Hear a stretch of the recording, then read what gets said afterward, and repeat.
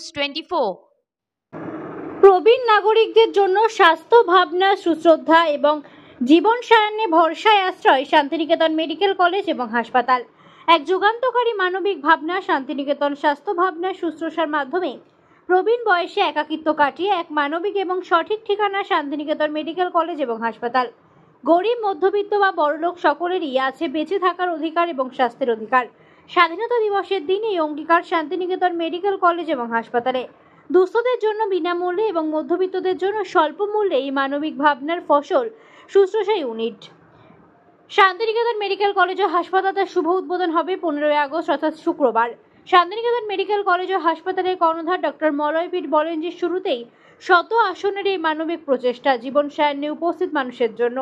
আমাদের সকলের আশা বা প্রত্যয় বলতে পারেন আগামীতে সেবা, সহানুভূতি এবং স্বস্তির একমাত্র ঠিকানা হয়ে উঠবে শুশ্রূষা।